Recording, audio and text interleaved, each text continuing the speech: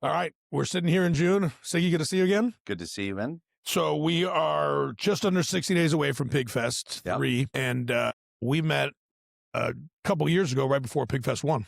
Yeah, And more like 2.5 years ago, maybe 3 even, yeah. And then Maybe 3. It's been an awesome ride. I think you were the main attraction really to the first PigFest, and of course last year was great. So we're approaching 2 million raised from the Powerhouse Investing Group with De-Liver-Ance. Yes.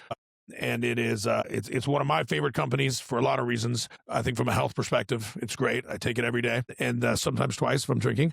And right now in the other room, you can't see it, but we've got your team doing liver tests for a lot of our investors, which is really cool. So we're going to get into that and all the fun things that come with your company and how it's changing lives. And it's kind of one of the missions why I really enjoyed partnering with you and working with your company. But why don't you, for those who don't know De-Liver-Ance, how did you start it? When did you start it? Why did you start it? And then we'll just progress from there. Yeah, absolutely. So we're definitely a why business. I didn't know what that meant when I'd heard it later, but as I saw this video by this famous psychologist, and Apple was a why business, the Wright brothers were a why business, and my why was I lost a loved one to basically drug interaction via the liver, killed him. I changed my major in college, and I went from studying viticulture, and I went into phytomedicine development and into healthcare. And along the way, initially I was purposely drilled about education, dealing with drug addiction, preventing overdose, and that kind of started my journey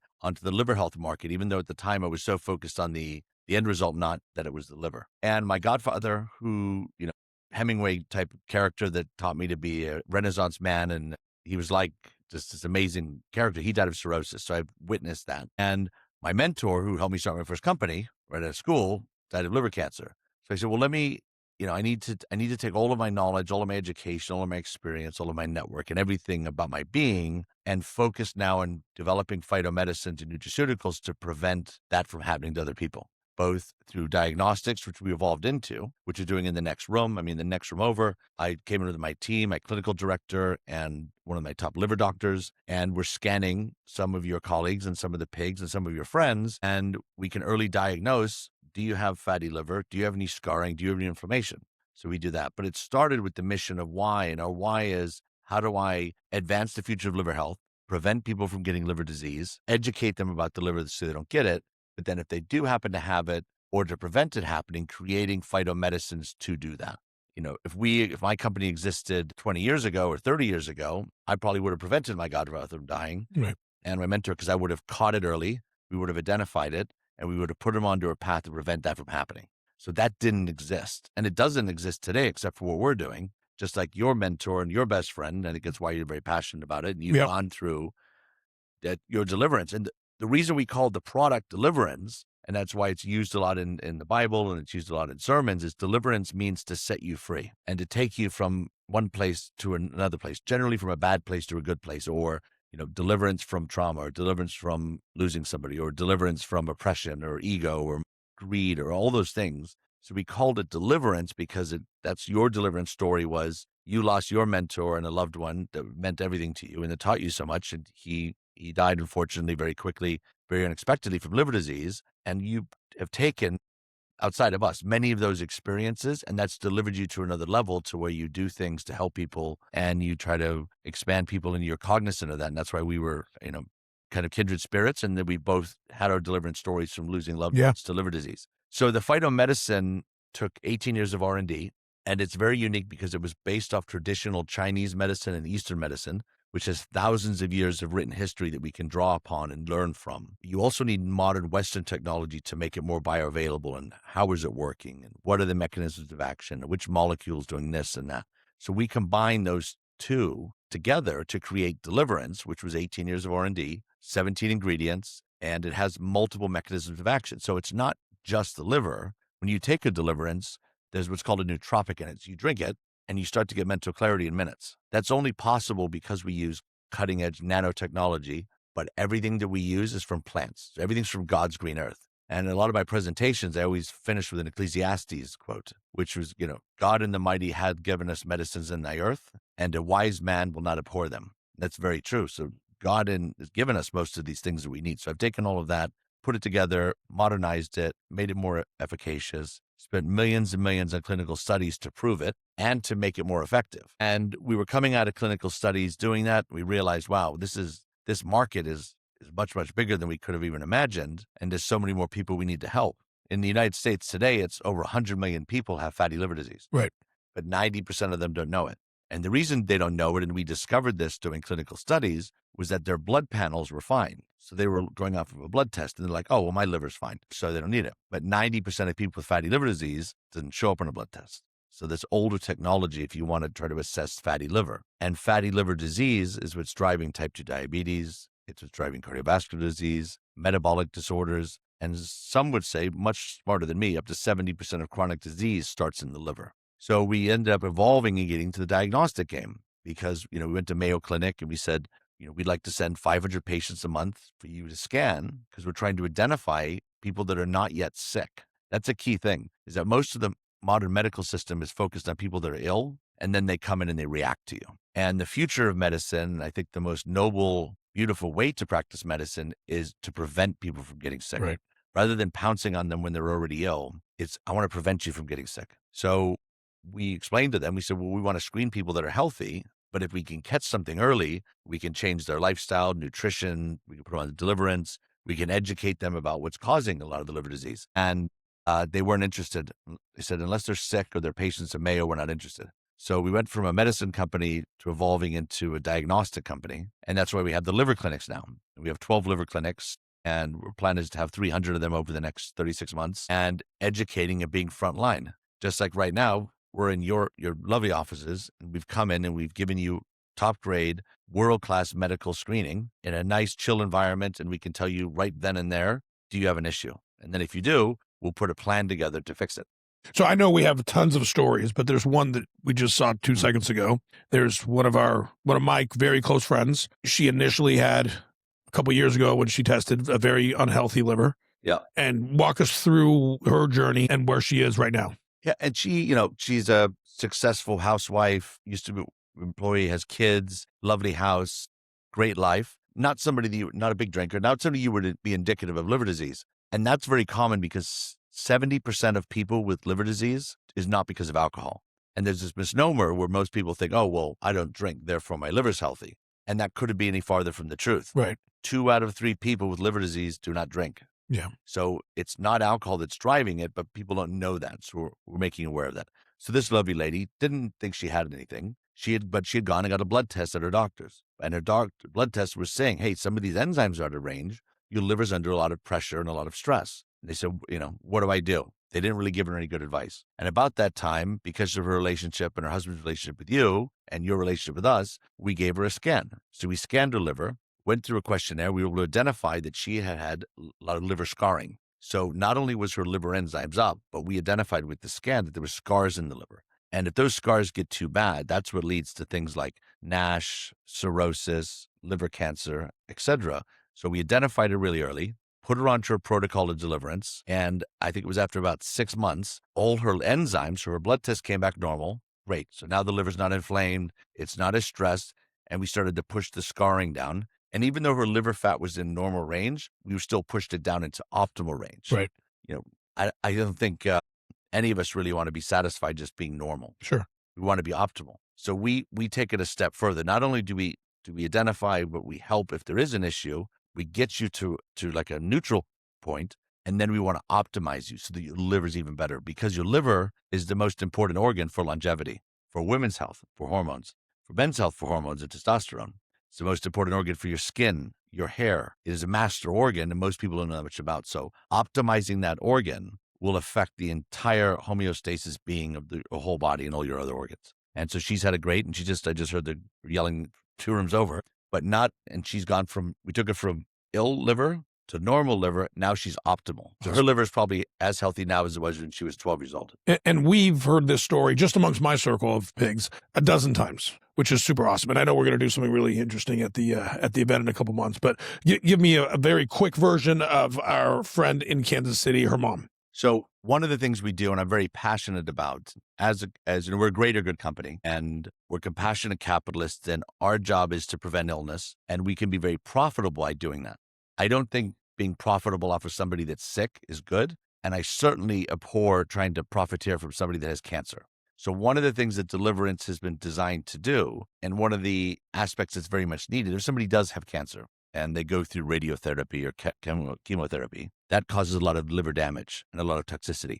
And the toxicity is why things like your hair fall out and you get really sick and you get really weak and you get secondary infections, you get really sick because they're hammering you with basically like Agent Orange cluster bombs of medicine that destroys you. So when we built De-Liver-Ance, I said, well, how do we go in with De-Liver-Ance before they go into this therapy, build up their immune system, build up their liver and fortify them and basically give them almost like armor so that when they do get hit with that chemotherapy, they don't suffer as much. They're not as sick as much. They don't lose as much hair and they're not getting their ass kicked. So we do that. And then post, when they're done with the chemo, we can come back in. And nobody's doing this, which is madness, but we do. And we come in and we say, now let's rebuild your immune system. Let's get all the toxins out. Let's rebuild your armor. Let's rebuild your immune system. Now, if somebody has active chemotherapy, we do that pro bono. We don't profiteer from people that have cancer. I refuse to do that. Right. And we do as much as we can to help them. So Julie, one of your investors and one of our investors and a partner, had heard this. And she came to me after the event. And she said, listen, my mother has liver cancer and is about to go through chemotherapy. Can you help her? I said, of course we can. So we got her information. We got her number. Our chief medical officer spoke to her doctor and we put her onto a program of De-Liver-Ance. And we didn't know too much because we don't be intrusive, but essentially she had developed a shunt. We didn't know this. And what a shunt is 70% of all your blood goes through your liver at any one time. So it's ginormously important that blood flow is good in the liver. That's why the liver, if it's healthy, it can grow by 40% and it can come back down. So more blood is good in the liver because it's filtering so much. So, it's just constantly defending you. And what a shunt is, if you have, sometimes it can be genetic, or generally it's with you have hepatitis, liver cancer, or cirrhosis, your liver's so inflamed and so blocked that not enough blood is getting through. So the human body has an adaptation where it develops a shunt. And a shunt is, imagine like a detour. It creates like another valve or artery around from the top to the liver so that blood can keep going through so you still get blood flow and you don't die. But unfortunately, because that blood's not going through the liver, it's not being cleaned. So you're not getting the full cleaning and the detoxification and amazing effects that the liver does, but it does keep you alive. This particular lady we're speaking of had developed one of those. We got a lovely message from her about a month into De-Liver-Ance. She was feeling really good. She's getting the mental clarity and, really happy. Went through the chemotherapy. We got a lovely note from her doctors and Julie and her mom saying her toxicity had actually come down and they were amazed at how well she was doing and how little her liver was suffering during the chemo, which is what we were hoping and dreaming would happen. And that did happen. She gets through the chemo. Everything's done. We start rebuilding the liver. I get another email about 7 months from the start date of this. And she said the doctors and the oncologists say it's a medical miracle. And I'm like, well, that's fantastic. I'm really happy. I saw that email. That was the actual word, medical miracle. Yeah. And I said, well, but what was the medical miracle? And they said, we didn't know this. She had a shunt at this point. They said she had a shunt that had developed. I'm like, I didn't know that. And they said, and the shunt dissolved. So which means we had regenerated her liver so much that the blood flow was going through it, that the body decided it did not need the shunt. Therefore, it reabsorbed the shunt and the shunt went away. So the detour left because her liver health had gone up so much. And I'm blessed that we were able to do that for her and the experience that had, and that's now leading us into areas of discovery and science to how did that happen? What were the mechanisms of action and how that happened? And how can I replicate that for other people that have that condition? So it was, besides dramatically improving her health, being able to share it with you and Julie to share it with her family, but we're using that also as a guiding stone to other areas of discovery that we're going to invest millions into to see how can we now replicate that, globally. So that is one of dozens of stories. That's an awesome one. And these are all near and dear to us because these are my personal friends and they're now investors in your company through PIG. A year ago in March, I had back surgery and prior to, I've always had a great liver. I think when we first met, we did a liver test and you said I have a liver of a 15-year-old. And a couple weeks after my back surgery, it was really bad. And I was concerned and you said, don't worry, it's just all the damaging stuff they put with the medicine and, all the stuff they do when you have surgery, right? And the antibiotics and everything else.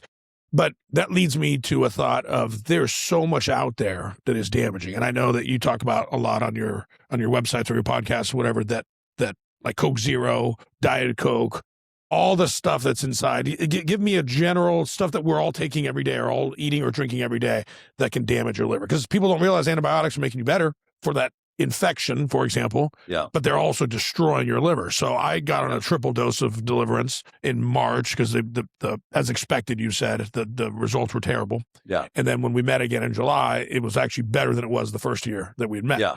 So it can recover, which is good. But just for laymen, people like me who don't know much about the science and whatnot, what are we eating and drinking on a daily basis that is damaging? Because if it's not always alcohol, where you said 2/3 of people who have liver failure or liver disease, it's not from alcohol. Correct. What is it from? Besides hereditary, I'm sure.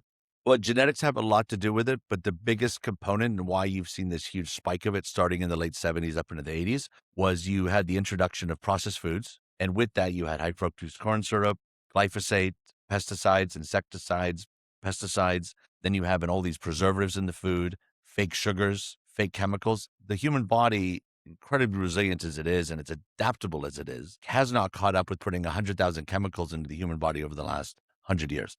I mean, just food additives are about 15,000. So you put all those in, and the liver, which is your main defense and your main hero protecting you, is getting overwhelmed. I mean, it understands sugar, it understands fat, and for most ethnicities, it understands alcohol, but it does not understand these 6 or 7 chemicals that are trying to replicate something that's sweet that has all kinds of side effects. And then you add drugs into it and pharmaceuticals, anesthetics, for instance, the way they're able to make you numb and put you to sleep and to put your cells to sleep to do surgery on your back is metabolized in the liver, and therefore it caused a lot of liver damage. So that happens as well. And then what happens with antibiotics is overuse of antibiotics. They go in and they wipe out your gut microbiome, good and bad. So they get rid of the bad bacteria, but they can also wipe out your good things as well. And what happens is when you throw off your gut biome, you have now opened up a lot of your pathways and killed the good bacteria that's defending you from bad bacteria and toxins. And when that goes away, toxins that you're ingesting then goes through the stomach lining and through the intestines, gets into the blood, and then causes more liver damage. So antibiotics on their own do cause some because it's a chemical and your liver has to break them down. But then it was also the painkillers. And those, of course, yeah. I mean, the largest cause of liver failure in the world is Tylenol. Tylenol. Yeah. I was about to ask you. So Advil, Tylenol, aspirin. They're different. Yeah, but are those different compounds? Okay. Yeah. Tell me which one's better. What's better for you? So I always say, first rule of thumb, if you've got a headache, drink some more water, because a lot of the times a headache can be dehydration. And a lot of it's still drinking enough water. If you really have a headache and you can get to it, ibuprofen, whilst it's tough on the kidney, it doesn't dissolve liver tissue, which is what Tylenol does, or acetaminophen, which is the chemical that's in Tylenol. Advil is an ibuprofen. Aspirin in its raw form, which is white willow bark, is very good. It's in baby aspirin, which is low doses, actually good for your heart. But when you get a chemical version like Bayer aspirin, it's not very effective for a headache. It has other uses that are probably more effective. I think the efficacy rate's about 56%. So that means out of 2 people that take it, one is going to get rid of their pain and one it isn't, from a pain perspective.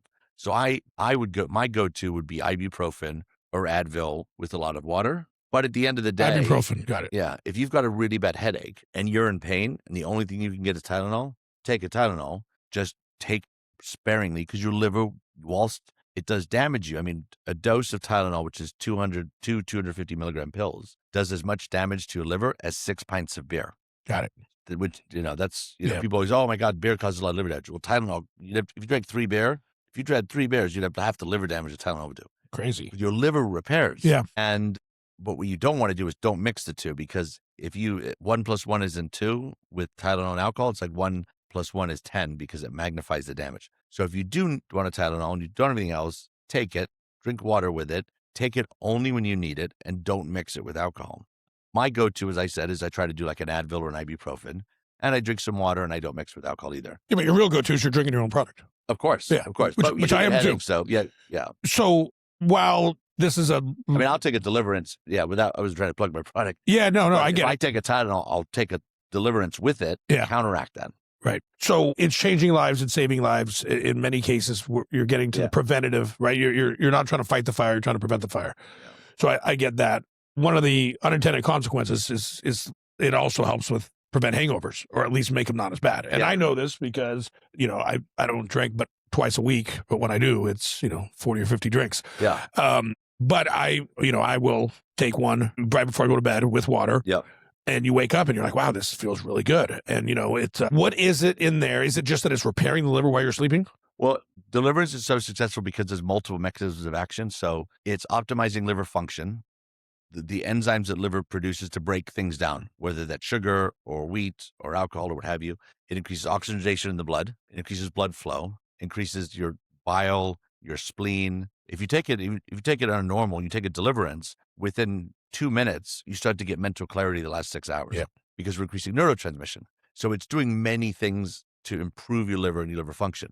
But because part of it was developed to reduce toxicity from chemo, which is way, way, way, way, way, way worse than alcohol, getting rid of the damages of alcohol is the same principle if I was getting rid of chemo, right? So you're taking it before, you're fortifying your liver's ability to break those toxins down, regardless if it's alcohol or Tylenol or chemotherapy or pesticides that are in your lettuce that you bought at the store. It's going to be more effective at doing that. And you could take it post, which is afterwards as well, to help fire up the liver and help repair any of the damage that you've already done.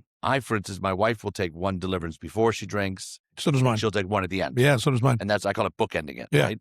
So you don't get too much damage and then you repair any at the end. Speaking of Hemingway, I drink, in the words of Hemingway, to make other people more interesting. So I don't take it before because I drink alcohol to have an effect. I like to get a nice effect. I like to let my hair down, laugh with my friends, and have a good time. But I don't like to get too drunk. So I'll take it till I get to where I'm really happy. And then I'll take one to just get to like a simpatico equilibrium, and then maybe one before bed. So you can use it based off of you. And a good example would be like Native Americans, Aborigines, and most East Asians, right? So Eastern Chinese, Koreans, they lack an enzyme that breaks alcohol down in quantity. So that's why they may have 1 or 2 drinks and they get drunk really quick because their livers haven't evolved to deal with alcohol. Right. If you take Deliverance before, which is why Hong Kong's a big market for us, your liver's producing that enzyme in such quantity that it breaks the alcohol down. So that's physiologically why you don't get as drunk if you take it before, because your liver is producing the antidote prior to it. It would be a simplest way to say it.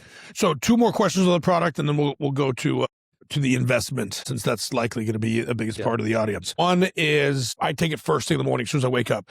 Is there a better way to do it? Ideal? No, because you get the immediate mental clarity and it's liposomal and nanotechnology, it doesn't matter if you take it before a meal or after a meal, it doesn't matter, you absorb it. I find personally, and you and most men like to take it in the morning because they want the mental clarity, they've taken it and they've kind of got on with their day. Women, for instance, women's circadian clocks are different than men's, and women tend to get an energetic dip in the afternoon. Things being mothers, they tend to get an energy dip between 2 to 5 p.m. in the day. And we found that's the best time for a woman to take it because they get the mental clarity and the mental energy to carry on without having to resort to caffeine or to coffee or to sugar. So slightly different. Which is my second question. I've heard you on your podcasts talk about coffee is what's the word? Best friend of liver. Like it's a good pairing. Yeah, the coffee's really good for your liver. Got it. Okay. Yeah. So, which of course we have a coffee, strong coffee, which has I'm an investor in strong 20 grams of protein. You are. That is great. And I appreciate the fact that you're investing in several of our big companies, which is awesome. Okay. So those are my 2 questions. Let's go to the investment. When we got in, you were small revenue with, giant plans of where you're going to go. Yeah. And it's been a couple of years now. And I was really impressed to see that you ended 2025 with close to $4 million in revenue. Yeah. Which is awesome. What is the goal for 2026 in revenue?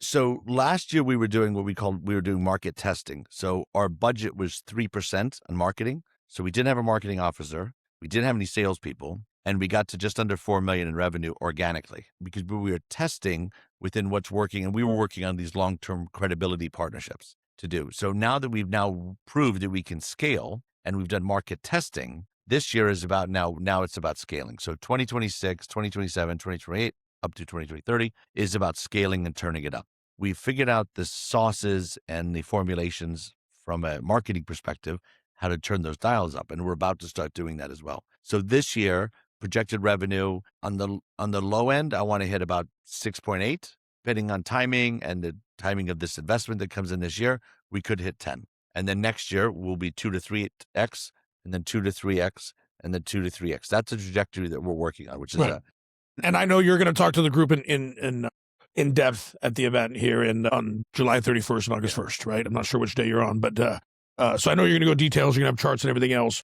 When we met, you were pretty adamant, and every CEO hates this question. So I'm sorry, but it's my job. People are going to ask me to ask you. But when we met, you were adamant that you will sell this company for a minimum of $1 billion, but you also pulled me aside, a couple times ago, and you said, but it's really probably going to be 2.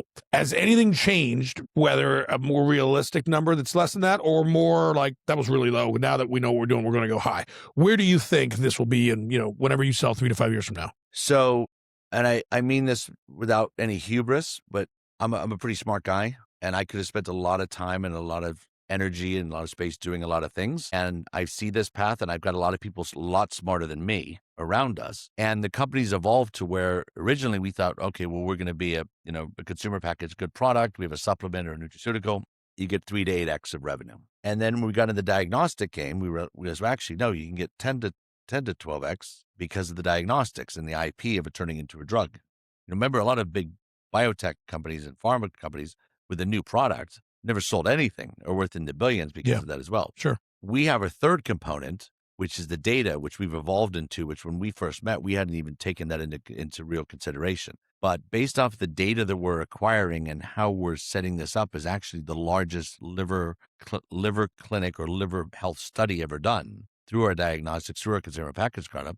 There's companies which we've already started to chat with called like IQVIA, for instance. You can get 18 to 20x revenue. So it's as opposed to one unicorn that might get a muddled metric or X valuation, we're going to run 3 horses or 3 unicorns. Meaning 3 revenue streams. Correct. Right. You have the consumer package product, which is the product. Yep. Which and other products will come out with, and that a Nestle or Unilever will love that, but they might not appreciate what a drug company, which is how do we take Deliverance and turn it into a drug? That's 2, and 3 is the data. 3 is the data, and that's probably the biggest one. That'll give you the highest multiple. Correct. So that will give you the highest multiple, and then you combine those 3 together to get what we feel would easily be, even on a mixed bag, 10 to 12x revenue on the low end. And healthcare is getting bigger. Longevity is getting bigger. We're doing God's work. So we got good karma. It's positive. The world needs it. Liver disease is accelerating. So you're sticking to your 1 or 2 at least. At least. Yeah. I love to hear that. And then some. Yeah. Which is great to hear. I love it. And it is God's work. You mentioned it earlier. I wasn't going to, but my mentor died of liver cancer. Super, super healthy guy. I think 47, 48 years old, which means he died younger than I am now. Yeah. And as healthy as you can get and diagnosed with liver failure from binary liver disease found only in South Africa. He's never been to Africa, right? Diagnosed in July. Yeah. Dead in November. Crazy. So I think it was a perfect path that we've gotten to meet one another. So I think it's great. So is there anything else before I showcase the cool stuff about the product? And again, you're going to talk about a lot of this in person and in depth, but is there anything I'm missing about your company that you would want someone to know? Well, actually, let me backtrack. So for the existing investors, this is and I know the answer, but it's a much healthier company than the one they invested close to $2 million in the first place. It's just way further along than you thought it'd be. Is that correct? It's farther along than we thought it would be. The market opportunity is bigger. The market timing's gotten better, and we've de-risked it. We absolutely de-risked it. For the first batch of investors, which includes me, we took that risk on something that it was a hope. Now it's an actual design. Partners, I know you're in the Wynn Casino. Think about it. This is a real product that your investors, and a lot of your investors and my investors' loved ones take. I mean, one of your investors, we cured her shunt and got her through fucking chemotherapy. Love it. This is a real thing that you can experience immediately today. And with as soon as 90 days, we reverse fatty liver disease a lot of time. Yep. So it's like, the proof is in the pudding, both scientifically, ethically, and tangibly, Well, you've seen my social media. Yeah. Of course. I mean, I'm drinking the Golden Eagle vodka. I'm taking 2 of these when I'm drinking. I'm doing 1 every day when I'm not drinking, just regular. I mean, I love it. And of course, I'm drinking our coffee. You could not operate at the level you do as an athlete and as a party animal without that product. Yeah. No. Listen, I love it. I share it with a ton of people. This is great. This is great. And I love it, but I also love it that it means something, right? Yeah. And I love all of our companies. I really do. But every time people ask, like, what's your favorite investment? I'm like, well, it's difficult to gauge, right? Like the fun one to do is the vodka. Yeah. The daily one that I do that actually tastes great is the coffee. Yeah. And then the real estate's great and this, that, the other. But, the one that is going to probably your soul right here. Prolong my life. Yeah. Save the lives of others, make me a boatload of money as all of our investors will as well. The one, when you have that combo, of course, our personal relationship, and just what I know that you're going through on a day-to-day basis of taking this, from we're here to now all the way here. I've always said, I think, I said it at the audience on last event. I'm like, it's my overall favorite investment. So I love it. And I love that we've done a lot. We put 1.8 mil into your company, and I'd love for us to double that here in the next few months. I guess, I wanted to also talk about this, which you showed me today, which is neat. By the way, this is not a prop. Like, I have Deliverance here. Yeah. I've got it in my office. I've got a carrying case that's got about 8 to 10 everywhere I go. I mean, I've got them everywhere. But what I didn't have until today, which is pretty neat, is this is a prototype. And I was actually going to ask earlier, but I know you've got partnerships with the Wynn Casino, and I think Four Seasons and other. Any other big names that you work with? So there's a fantastic brand. They're actually from Texas, funny enough, but most of their hotels are overseas. It's called the Rosewood Hotel. Oh, yeah. They're like a 7-star. I mean, technically a 5, but they're Michelin. Amazing. Yep. And they asked us, they've got a new one. They took over the old U.S. Embassy in London, in Grosvenor Square, which we're headquartered. And it's their biggest project, and it's the biggest hotel project in London. It's just opened. It's amazing because the American Embassy was awesome. It's got like this ginormous golden eagle, and it's this awesome building.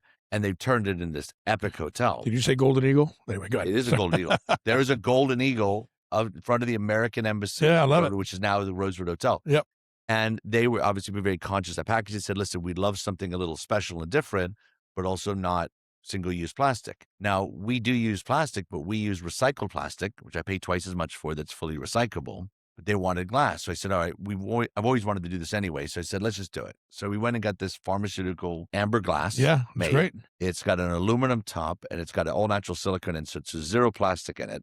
So this will break. I mean, it'll break. It's pretty robust, though, so it'll probably bounce off of the wood. It's hard glass. I mean, it's hard. Yeah. If you hit a corner of something, it would break, but it's strong medical amber glass.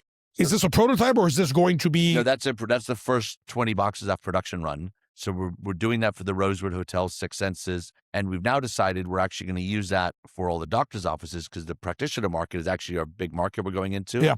The best people to sell Deliverance and to promote Deliverance and to give Deliverance is not Amazon, it's not an influencer, it's doctors. And we're getting very much into the doctor community, and we want doctors. So when a doctor prescribes you and tells you to take this, it's in what traditional apothecary medicine was in, which is in brown glass. Well, shout out to our investor, Dennis Drake, who also you helped improve his liver from very bad, like stage 4 crappiness to like awesome. But his son, I believe, a doctor in Houston, and he had told me that they're now putting together a liver clinic or something like that, right? Correct. Yeah, his son is a cum laude graduate for, I think it was Parker or Emerson, which was the top chiropractic schools in functional medicine. They've got a big clinic, and they want to bring a liver clinic into there, which is great because as we're opening more clinics, we're going to be opening one in Austin this year, Fort Worth Club. We're doing that as well. So we're hitting all the NFL cities first. So the next 34 clinics will be in NFL cities because we've got all the data, the demographics, who's there, who's being used, and Houston will be one of them. And Dr. Drake knows what we did for his auntie, and we know what he did for his father. So as somebody that's doing functional medicine, they want to bring Deliverance in. Love it. I mean, I say it all the time, and again, what's your word? I don't really use that in America. Hubris? Hubris, yeah. Hubris is like egotistical. Yeah. I say this with no hubris, but all roads lead through pig at some form or another, which is awesome. I'm thrilled to be a partner with Deliverance. I'm thrilled to be your partner. You normally do liver testing, and it's what, $500? Yeah, like Mayo Clinic charges $1,400 cash pay. Insurance will cover it if you have to be sick. We'd normally charge $500, but we discount it at shows sometimes $333. Or we're doing the San Diego Fire Department, which is like 1,500 dudes, and we're going to give that for even subsidized. And then I give a portion of what the city pays us back to the charity for the wives and family members of fallen firefighters. So we do the best we can, the least we can to help as many people. My point is, it's not cheap, but it's worth it to do a liver test. Yeah. And I will say that you've done liver tests at Pig 1, at Pig 2. We did it here at Dallas at your expo a year ago, and at the one a couple of weeks ago. You just did it for us here. And for anyone who attends the Pig Fest in July 31st and August 1st, you were doing free liver testing for our group, right? Absolutely. And Dr. Gareth will be there. So our chief medical officer was 35 years. He's been a liver and pancreatic surgical oncologist, was with the Cleveland Clinic, left allopathic care, and is now our chief medical officer full-time. So not only do you get the scan, you get a consultation with a world-renowned liver doctor and specialist that will tell you where you're at. You get a copy of the medical report. and you get a consultation with one of our lovely nutritionists. Correct. So it's it's a phenomenal deal. And for the pig family, it's free. So Yeah, I appreciate It's it. a gift. We're saving lives, but this pig company is not a nonprofit. Yeah. So if we can save lives and make a lot of money at the same time, all we're going to do is continue to expose and promote the mission of Deliverance. So I appreciate you, Siggi. Thank you so much. I'll see you here in about a month or two, right, at the event. Yeah. And I'm looking forward to seeing it. I can't think of any more beautiful way to make money than preventing people from getting sick. It's awesome. It's great. Yeah. So many people are out there taking advantage of people who are sick and the elderly. And you can make money preventing and the dying people sick. And we are going to make money saving lives. Yeah. So, we are. Yeah. Yeah. Appreciate you, Siggi. Thank you so much, man. Thank you, buddy. Take care.